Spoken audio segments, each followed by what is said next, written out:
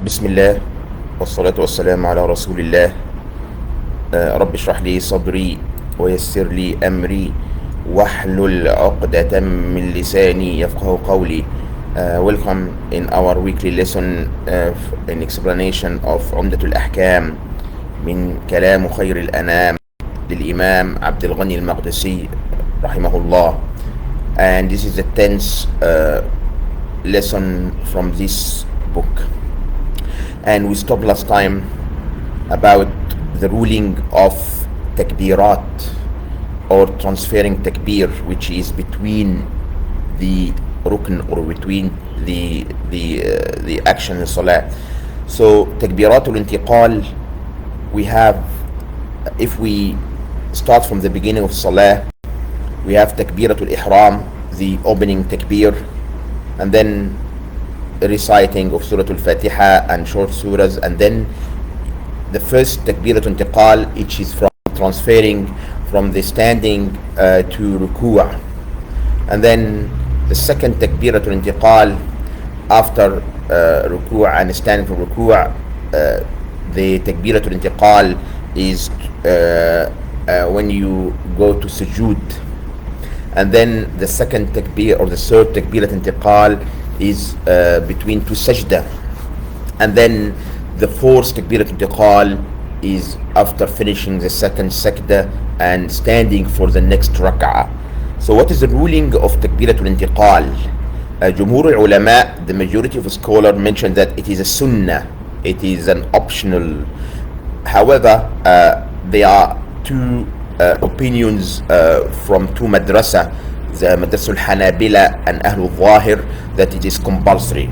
But the rajih or the most correct opinion is that it is a sunnah. So if you forget takbiratul intiqal, in this case the salah is valid, and even if you want to do sujood sahw, forgetfulness sujood, you can or not.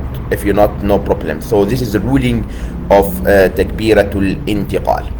Then we move to the next hadith, hadith al-Bara ibn Azib radiyallahu anhu قال: رمقت الصلاة مع محمد صلى الله عليه وسلم فوجدت قيامه فركعته فاعتداله بعد ركوعه فسجدته فجلسته بين السجدتين فسجدته فجلسته ما بين التسليم والانصراف قريبا من السواء.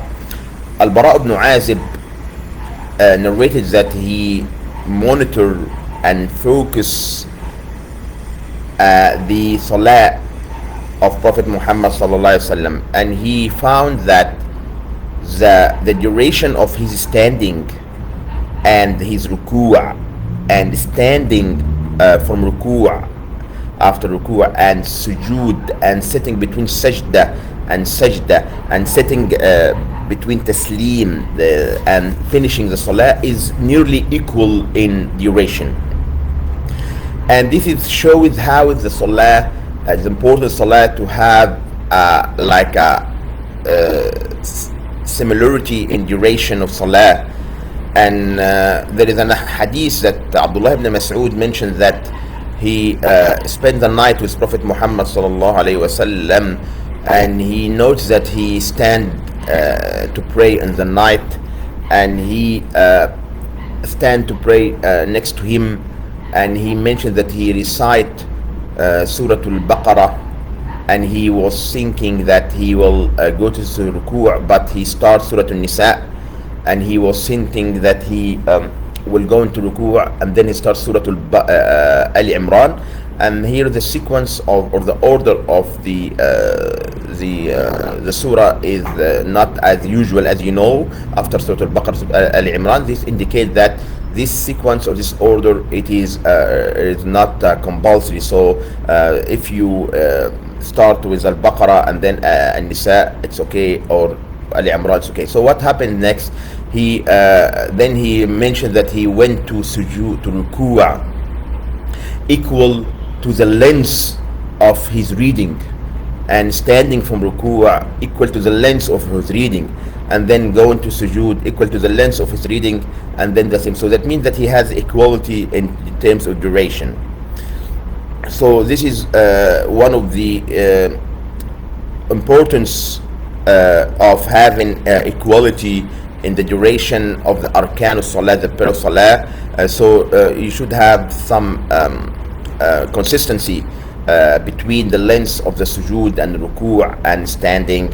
And also this hadith showed how the Sahaba was so keen to follow and to monitor the action of Prophet Muhammad sallallahu alayhi wasallam. Then next hadith وحديث ثابت البناني قال عن أنس بن مالك رضي الله عنه قال إني لا آل أن أصلي بكم كما كان رسول الله صلى الله عليه وسلم يصلي. عن أنس بن مالك, he mentioned that I will going to copy or to pray the salah like Prophet Muhammad sallallahu alaihi wasallam used to pray for us. And here Anas is showing or describes the Salatul Nabi sallallahu alaihi wasallam. And then Thabit al-Banani, he the narrator from Anas, mentioned that Anas used to do something which it seems to us on his time is something never done by us. Which is when he raised his head from ruku', he stand upright. So the time that he spent standing, so someone may think he forget to that he finished the ruku'. That means that he stay for a few minutes or few moments in standing ruku'. Then the next hadith is حديث أبي قلابة عن عبد الله بن زيد الجرمي البصري قال جاءنا مالك بن الحويرث في مسجدنا هذا فقال إني لأصلي بكم وما أريد الصلاة وصلي كيف رأيت رسول الله صلى الله عليه وسلم يصلي. فقلت يا أبا قلابة كيف كان يصلي؟ قال مثل صلاة شيخنا هذا وكان يجلس إذا رفع رأسه من السجود قبل أن ينهض في الركعة الأولى. طيب, Malik ibn al-Huwayrith is one of the Sahaba that he accept Islam late, near عام الفتح أو عام الوفود. Malik ibn al-Huwayrith mentioned that I was going to pray but I'm not intend to pray. Means he tried to practice with them the salah. I will pray like I saw Prophet Muhammad sallallahu prayed. And then they said to him, Ya Aba Qilaba, this is hadith Abi Qilaba. How is Malik ibn al-Huwayrith, or how is Prophet Muhammad sallallahu used to pray? And then he said, like our Sheikh, means Malik ibn al-Huwayrith did. And then he used to sit after raising his head from sujood before he's standing to the rak'at al-ula, or from the rak'at al-ula, the first rak'at to second rak'at. And his Sheikh, he's in this case, according to the narrator, Aba Burayda Amr ibn Salam al-Jurmi.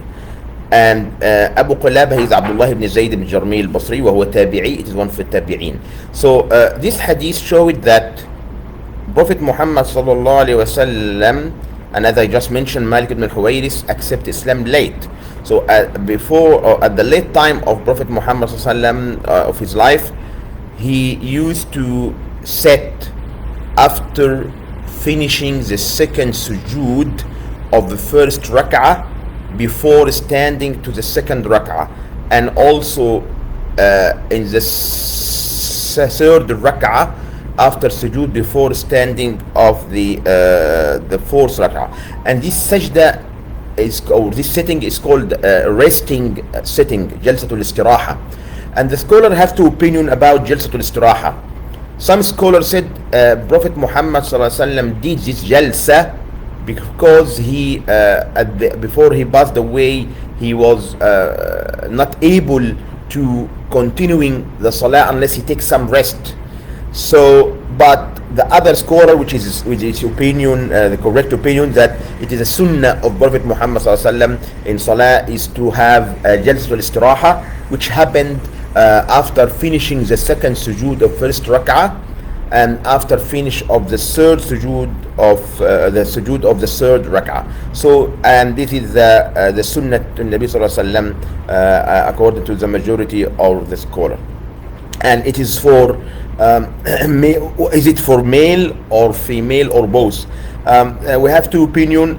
The majority of Hanabila mentioned it just only for male, but the other scholar or the other madhahib said it is equal, which is a correct opinion. Then حديث أبي مسلمة سعيد بن يزيد قال سألت أنس بن مالك رضي الله عنه أكان النبي صلى الله عليه وسلم يصلي فينا عليه قال نعم. One tabi'i, his name is Abi Maslama, he said that I asked Anas ibn Malik, did Prophet Muhammad صلى الله عليه وسلم pray in his shoes نعليه? He said yes. And this is one of the ignored sunnah of Prophet Muhammad sallallahu alaihi wasallam, praying in shoes. And praying shoes, Prophet Muhammad sallallahu alaihi wasallam said in hadith, "Khalifu al-Yahuda wal-Nasara wa sallu fi ni'alikum." So differentiate yourself between Yahud and Nasara, or make a difference between you and Nasara and Yahud, and pray in shoes. And these shoes, of course, if it clean, you can pray, but if it not clean, you need to clean it before. And also, if you are in a masjid and in a carpet and a clean carpet, and you came from outside, it is not recommended to pray in the shoes. In this case, you need to take off your shoes. Then the next hadith أبي قتادة الأنصاري رضي الله عنه أن رسول الله صلى الله عليه وسلم كان يصلي وهو حامل أمامة بنت زينب بنت رسول الله صلى الله عليه وسلم ولأبي العاص بن الربيع بن عبد شمس فإذا سجد وضعها وإذا قام حملها. أبي قتادة الأنصاري mentioned that Prophet Muhammad صلى الله عليه وسلم prayed while he's holding Umama, and Umama is the daughter of his daughter Zainab, and her husband Abil As, and her husband was a kafir, and he didn't accept Islam until late.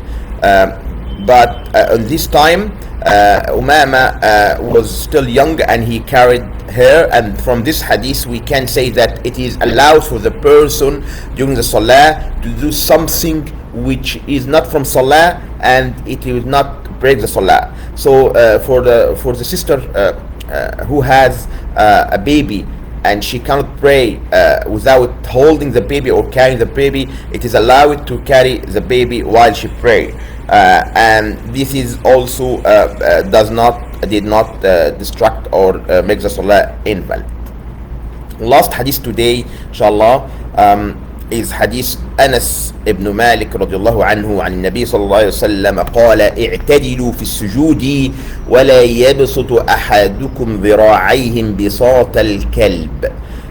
Prophet Muhammad صلى الله عليه وسلم said, upright or stay upright in your sujood, and do not put your shoulder or your elbow or your shoulder like on the ground like the dog.